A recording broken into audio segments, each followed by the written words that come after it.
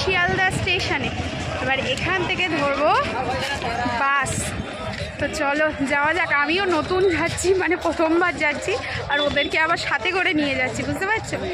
তো দেখা যাক। আশা করি এখনও পর্যন্ত যে কবার মানে নিজে নিজে একা একা ডিসকভার করতে বেরিয়েছি ঠিকই বের করেছি, সমস্যা খুব একটা হয়নি শহর কলকাতার বুকে অন্তত।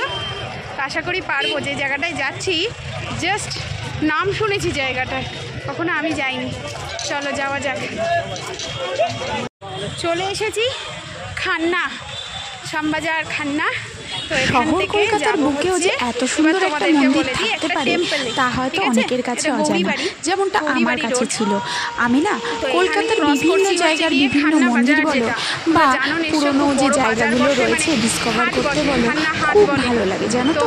তো সেই রকমই খুঁজতে খুঁজতে আজকেও চলে এসেছি দারুণ সুন্দর একটা মন্দির। তোমরা পুরো ভিডিওটা যদি দেখতে চাও তাহলে অবশ্যই থেকে যাও, এবং কোথায় জায়গাটা আমি নিশ্চয়ই তোমাদের সাথে সম্পূর্ণটা শেয়ার করব।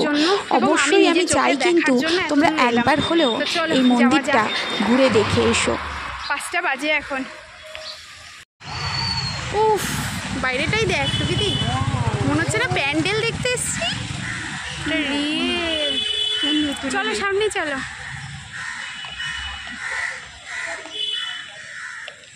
খুঁজে খুঁজে নিয়ে এসছি এই জায়গাটা।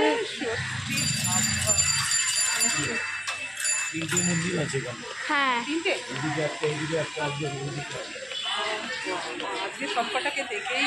হ্যাঁ, ক্লোজিং টাইমটাও দেখতে হবে।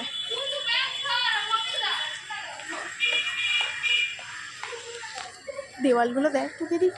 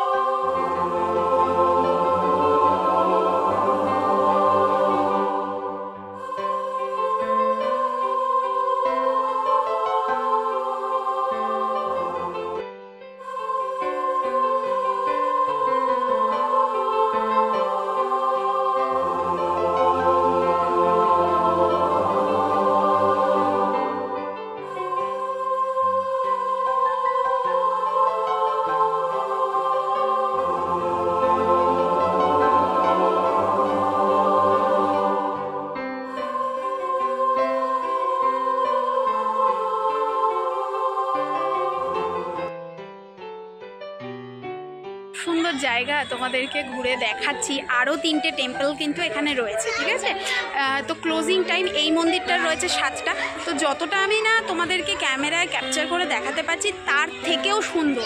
আমি বলবো যে মানে তোমরা যদি পারো একবার নিজের চোখে এসে দেখো, এত সুন্দর টেম্পলটা। আর আজকে যেহেতু সানডে আরও বেশি ভিড় রয়েছে, কিন্তু তোমরা যদি মানে কোনো উইকডেসে আসো এত সুন্দর নিলিবিলি হবে জায়গাটা, আমি জাস্ট ইমাজিন করতে পারছি। তো পাশে যে দুটো মন্দির রয়েছে সেগুলো 6:30টায় বন্ধ হয়ে যাবে। তো অলরেডি আমাদের কাছে 5:30 বাজে। তো এই মন্দিরের ভেতরটা যেহেতু ভিডিও করতে দেয় না, মন্দিরের ভেতরে কিন্তু just wow wow and wow, ঠিক আছে। মানে তোমরা নিজের চোখে দেখতে পারো বিভিন্ন পাথর এবং কাচের, বিশেষ করে মন্দিরটা হচ্ছে ভেতরটা পুরো কাঁচ এবং বিভিন্ন হচ্ছে গিয়ে স্টোন আছে এর মধ্যে। তো খুব সুন্দর একটা মন্দির, মানে আমি তোমাদের এক্সপ্লেইন করতে পারছি না, জাস্ট দেখো, জাস্ট দেখো। আই মিস অনয়, সত্যি সত্যি ওকে মিস করছি খুব। ওকে যদি আমি নিয়ে আসতে পারতাম খুব ভালো হতো, খুব ভালো হতো। মা আর ওরা গেছে ঘুরতে, কারণ জুতোটা এখানে রেখে যেতে হবে। তো জুতো খুলে ওরা গেছে, ঘুরে এসে আবার আমরা যাব।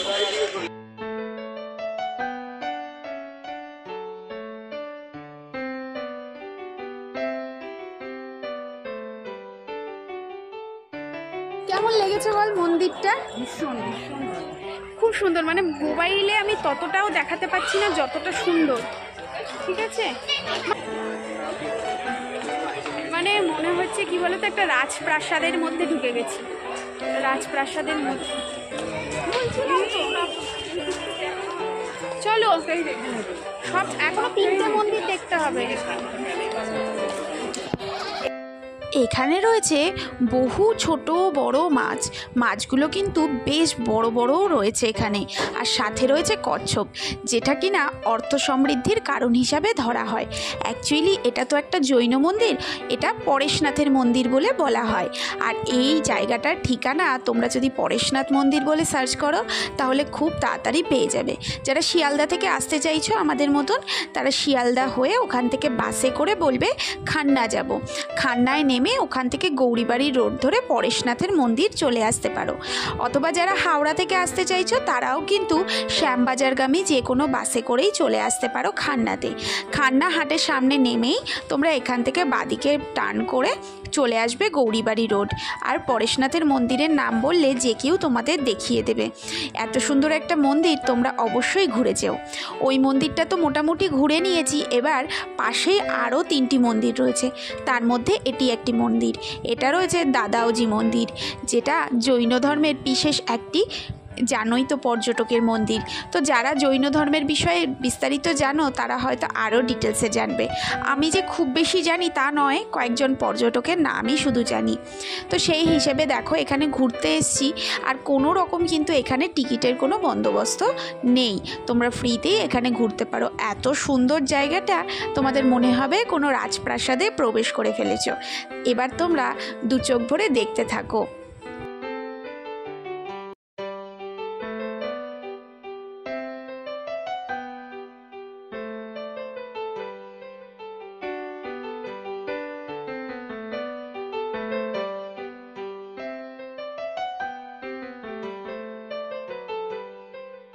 ভাষায় প্রকাশ করা যাচ্ছে বলে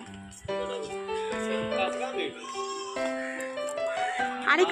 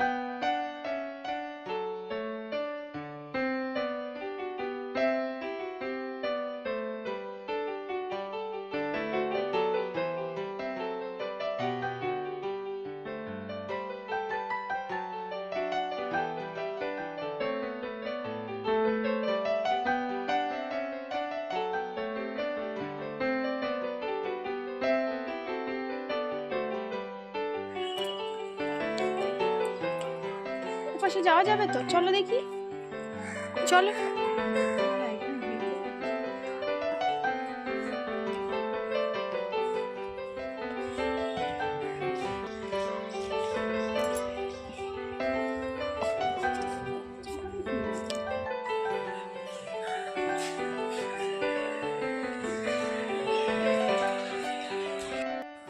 এটি হলো আরও একটি মন্দির।